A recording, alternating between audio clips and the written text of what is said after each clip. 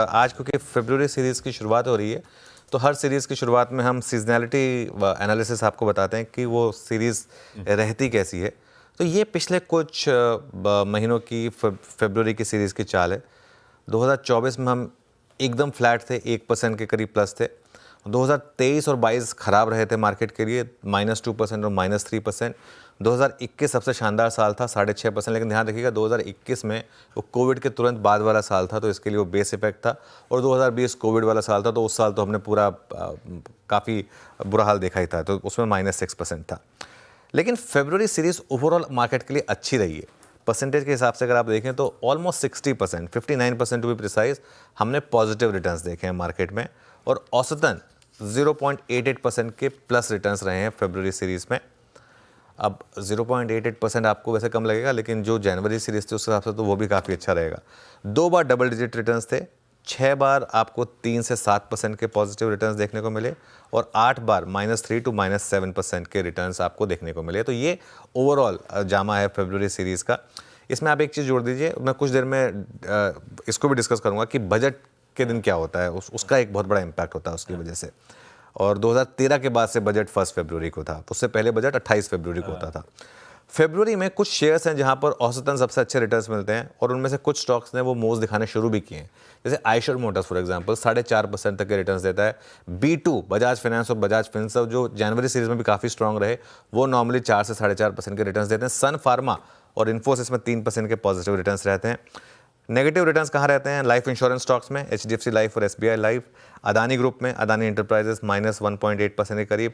Kotak bank और take Mahindra, हालांकि Kotak bank इस बार थोड़ा सा स्ट्रांग रहा है। तो ये इस बार का काफ़ी इंटरेस्टिंग फरवरी सीरीज का एक एनालिसिस प्रीकर्सर। बिल्कुल ठीक, आज से शुरू हो गई भाई नई फरवरी की सीरीज, और फरवरी की सीरीज की शुरुआत में ही खड़ा है बजट सामने, खड़े हैं ट्रम्प साहब के टैरिफ्स की धमकियां सामने।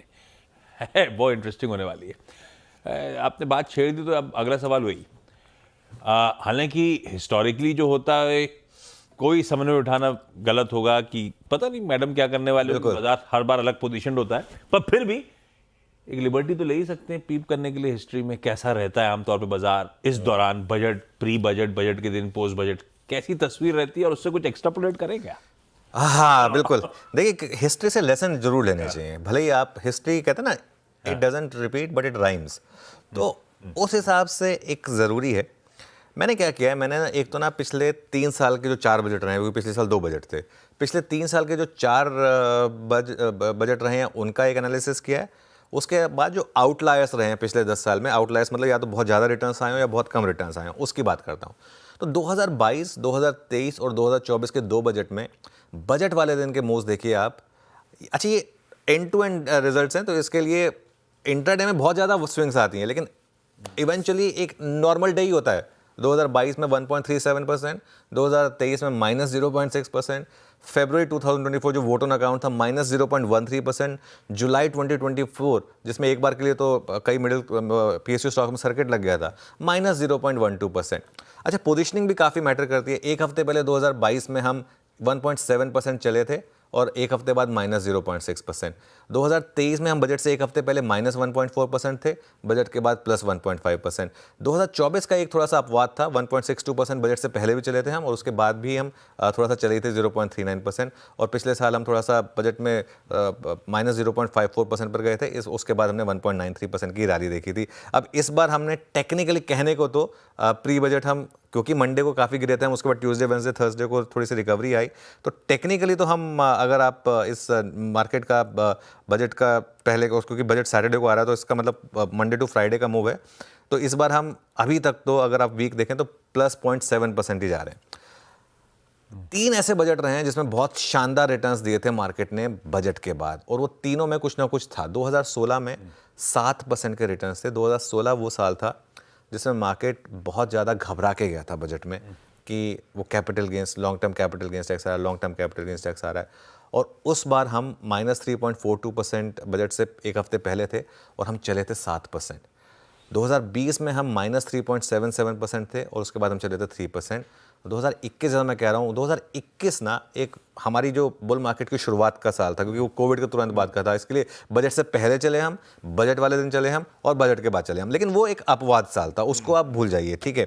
लेकिन एक बहुत इंटरेस्टिंग साल था 2018। अब इसमें आपने 2016 वाला मूव देखा था ना, 2018 वाला क्यों था इंटरेस्टिंग, क्योंकि 2018 में बजट के दिन -0.1%, एक हफ्ते पहले -0.5%, क्योंकि 2016 और 17 में मार्केट थोड़ा घबराया हुआ था, 2018 में मार्केट घबराया हुआ नहीं था और उस साल उन्होंने लगा दिया था कैपिटल गेन्स टैक्स, तो -5.1%। और 2018 में तब वित्त मंत्री थे लेट अरुण जेटली जी, उन्होंने LTCG दोबारा लागू किया था और वहाँ पर 10% का एक LTCG लगाया गया था 1 लाख से ऊपर, और एक ऑब्वियसली ग्रैंडफादरिंग की गई थी उसके बाद। तो ये एक रीज़न था जिसकी वजह से मार्केट गिरा था। तो काफ़ी इंटरेस्टिंग हिस्ट्री से लेसन्स मिले हैं हमें। इस बार के लिए क्या लेसन मिल रहे हैं, लेकिन इस बार के लिए लेसन बहुत क्लियर है। बाज़ार में हमने इसलिए मेक और ब्रेक की थीम दी है आशीष। आई थिंक मेरी सेंस ये है कि इस बार ना बाज़ार जिस तरीके से पोजीशनड है, एक हफ्ते के बाद जब हम नेक्स्ट फ्राइडे को एनालाइज कर रहे होंगे, वाकई में हम इसको मेक और ब्रेक मान रहे होंगे कि मार्केट या तो 3-4% निफ्टी पर आपको बड़ा मूव देगा रैली का, या वापस रीसेंट लो तोड़कर और लोज बनाएगा। इस तरीके का बजट में इस बार मुझे लग रहा है कि पोजीशनिंग है मार्केट की, और इसीलिए क्योंकि ये बहुत अहम होने वाला है, मेक और ब्रेक बजट है। आज अपनी पोजीशन जो भी गेन CNBC आवाज को सुन के आपने पिछले मंडे के लोज ऑनवर्ड्स बनाए हुए उसको बांध लीजिएगा, इस बाइनरी इवेंट को प्ले आउट होने दीजिएगा। मंडे को फिर अपन जब लौटेंगे तब फ्रेश व्यू के साथ उतरेंगे, बजट को बढ़िया डिकोड कर चुके होंगे, सब समझेंगे आगे की चाल। तो ये रणनीति ठीक है, और इंट्राडे वोलेटिलिटी तो आज भी प्ले करेंगे, कल शनिवार को भी होंगे सबके सब चैनल पे, सुबह से कवरेज चल ही रहा होगा CNBC आवाज पे, तो बातचीत होती रहेगी। वैसे एक और अपन बात करते हैं, किस तरह के कलेक्शंस होने वाले हैं, किस तरह का फिस्कल डेफिसिट का आंकड़ा आने वाला है, किस तरह का वो केपेक्स पे स्पेंड होगा, जिसकी चर्चा नहीं होती ना बजट के दिन। सबसे इंटरेस्टिंग स्टॉक वही होता है ITC। ITC अगर गिर गया तो बाजार का मूड पूरा बिगड़ा रहता है निफ्टी का। ITC बहुत इंपॉर्टेंट, चर्चा में हो ना हो, ये स्टॉक सबसे इंपॉर्टेंट होता है कल बजट के दिन।